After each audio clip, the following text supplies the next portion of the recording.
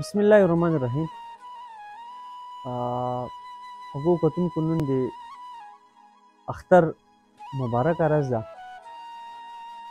او دا ورځ په ضلع بډګرام کې نن څوک دی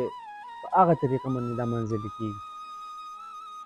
روژه چې دی 30 روژې د بډګرام خلکو پوره کړې، مرکز سره خپل اختر چې دی هغه وکړ او د اختر لمونځ له خلک مختلف جوماتونو ته چې دی هغه لاړ او خلک خوشحاله او نوې جامې څنګه چې د اختر تیاریان وي، واړه هم خوشحاله غټ هم خوشحاله. خلک جوماتونو کې چې په دغه ټایم کې څه جوماتونو کې لمونځونه شي او څو کې خطبه جاري وه. یو غاړه نه په فیسبوک باندې کې خبر راغی چې تبلیغي مرکز ضلع بډګرام کې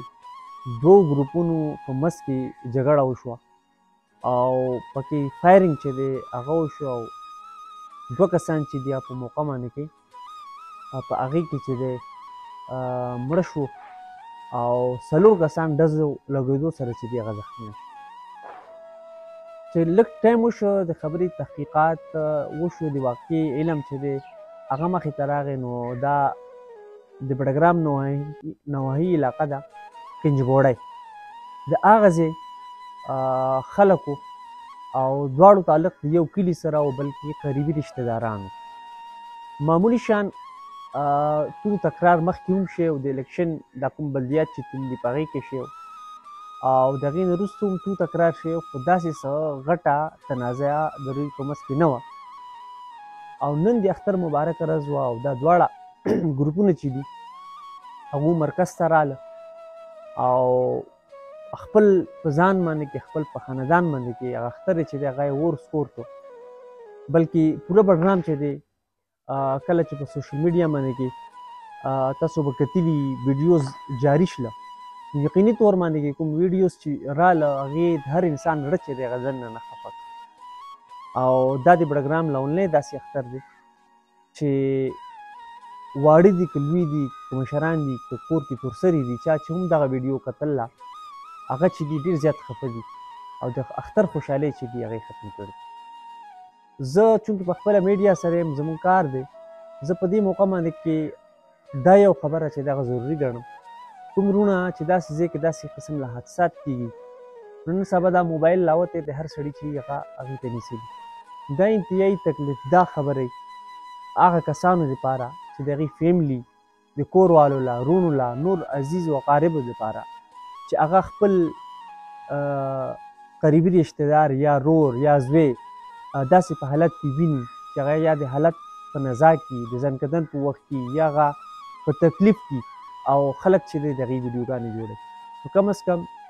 زه دا یو ریکویسټ کوم، چونکې زموږ خپل کار دی د میډیا والا دا ځایونو ته موږ ځو، داسې کوریج یې موږ کوو، خو چې کله داسې حالات وي نو کم از کم د هغې اخلاقي او صحافتي اصول دا دي چې دغه ځای ته کیمره چې ده داسې انداز کې نیسل چې هغه نه پکار. بهرحال زه دا امید لرم چې د بډګرام کوم خلک یا نور چې کوم خلک زما دا خبرې اوري، انشاءالله العزیز په فیوچر کې په مستقبل کې به هغو داسې ځای کې چې حادثې وشي او په زخمي حالاتو کې د خلکو ویډیوز جوړولو نه به اجتناب کوي. راځم خپل اصل خبرې طرف ته. نو خبره دا ده چې دا اختر چې دی دې خلکو په ځان اور سپور کړ او نن چې دی پوره په ضلع بډګرام کې د سوګ علم دی، هر سړی چې دی هغه خفه دی او معمولی شان موږ د دې وجه چې دغه موږ معلومولو کوشش وکړو، نو داسې څه غټه خبره شته نه. د دې دواړو فیملیانو په منځ کې معمولی خبرې وي او هغه خبرې چې دي هغه دوی د کلي نه لاړه او مرکز ته لاړه او په مرکز کې دا جنگ جګړه هلته وشوه، شر فساد وشو او 2 قیمتي زندګۍ چې دي هغه پکې ضایع شوې. یوې غاړې نه یو ګروپ نه یو کس چې دی هغه مړ دی او یو کس چې دی زخمي دی، بل ګروپ نه 2 کسان زخمیان دي او یو کس چې دی هغه مړ دی او 4م کس چې کوم زخمي دی نو هغه مازګزار و، درېیمګړی و چې لمونځ له راغلی و، هغه په دې واقعه کې زخمي شوی دی. پولیس چونکې دا 2 ګروپونه او دې کې د ملزمانو یو خبره کېږي چې هغه لا اوسه پورې نه دي ګرفتاره شي، نو یقیني طور باندې کې پولیس ملزمان چې هغه دقه دي کوم چې زخمیان پاتې دي، نو زما څو پورې خیال دی د ملزمانو د نیسلو دا خبره د پولیس باندې کې که موږ دې وخت کې داسې راړو دا به زیات سره دویمه خبره په سوشل میډیا باندې کې دا کېږي چې پولیس چې دي هغې اوسه پورې ملزمان چې دي هغه نه دي ګرفتاره کړي نو څو پورې چې ما ته علم دی دې کې چې کوم زخمیان دي څه چې دي هغه ملزمان چې دي هغه په دې کې دغه شامل دي نور دواړه فریقین چې دي دواړه ګروپونه چې دي هغه به پکې اوس شاید چې یو بل باندې کې به مقدمې کېږي د عدالتونو به پکې هم کار کېږي د وکیلانو صاحبانو او د ټولو دې سره به مخې ته یو غټه سلسله چې ده دا شروع شي د پولیسو نفري دومره پکاري چې خلک هلته محفوظ وي او قانون چې دی هغه په لاس کې د اخیستو کوشش ونه کړي دې سره اخرنۍ خبره دا ده چې موږ ټول له پکار دي چې د صبر چې دی صبر ماده چې دغه په ځان کې پیدا کړو پښتانه چې دي دا د روح په ذهنونو کې د روح په رګونو کې د روح په جسمونو کې جذباتیت شي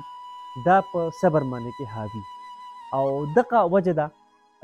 که موږ ګورو څه ځای کې هم د پښتنو چې کوم بلټ دی کومه سیمه ده هلته دا جنګ جګړې فساد ټوپک ډز دا خبرې چې دي دا اوسه پورې چې دي قایم دي د هغې چې کوم نقصانات دي هغه بیا تاسو ته ښکاري چې کوم راتلونکي نسلونه د هغې نیزه چې ده هغه بیا هغه راتلونکي نسلونه چې دي هغې بیا اوچتوي او که موږ نور وګورو نور قومونو کې پکې تعلیم عام شوی دی شعور راغلی نو هغوی دا معمولي خبرې چې دي هغه په ډایلاګ سره یعنې په خبرې سره په جرګې سره چې دی هغه خپلې خبرې چې دي هغه حل کوي موږ له پکار ده د اسلام موږ ته دا وایي نبي علیه صلات وسلام فرمان دی چې صبر چې دی د ټولو کې خوږه میوه ده او چا صبر وکړو نو هغه چې دی هغه کامیابي چې ده هغه حاصل کړه نو که دې وروڼو زموږ صبر کړی وی نو یقیني طور باندې کې داسې څه غټه واقعه وانه نن به دا ځوانان دوه چې مړه دي د روح